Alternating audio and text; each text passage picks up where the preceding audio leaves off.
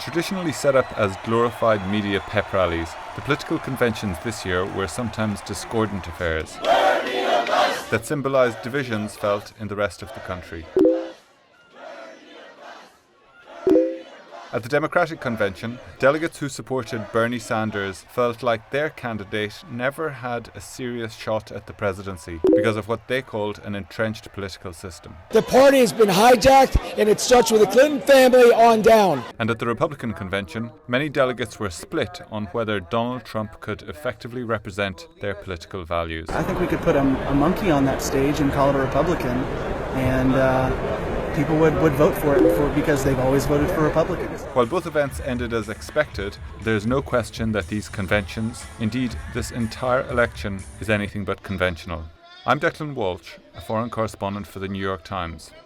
My goal? To make sense out of all this noise. It seems to me that American politics is undergoing some sort of crisis, and I want to find out what that is. My first stop? Cleveland, for the Republican National Convention.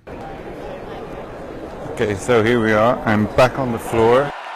The most electrifying moment was when Senator Ted Cruz of Texas refused to endorse Donald Trump, creating an uproar in the chamber. Stand and speak and vote your conscience. Vote for candidates up and down the ticket who you trust to defend our freedom.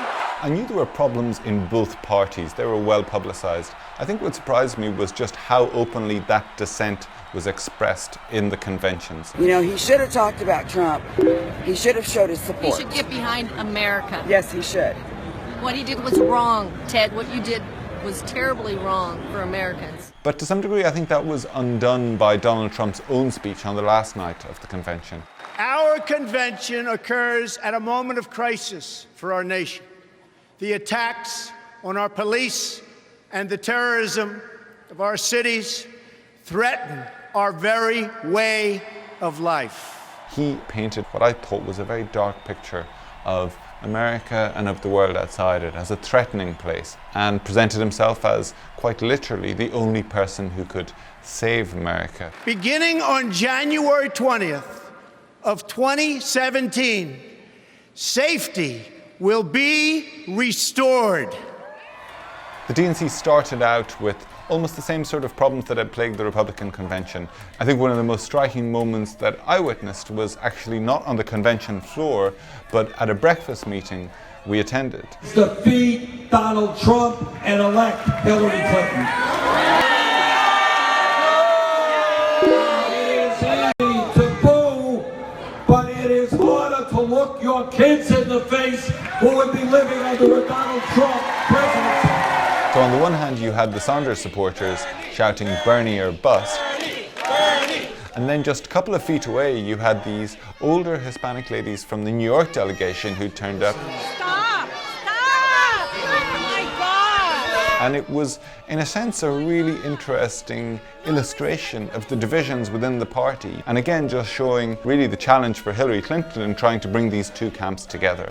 I think there's a lot in common between what's taking place in the United States now and some of the forces we see in Europe. The sun has risen on an independent United Kingdom. We got our country back. People are angry. They're angry with their government. They're angry with the traditional systems of politics and politicians. Do you think that these, divisions within your group can be healed eventually? No, I don't. I think that it's a difference between people who still believe in the establishment and people who believe that we need to change the establishment. By the end of the Democratic Convention, they did start to noticeably pull together. There was more of a sense of unity.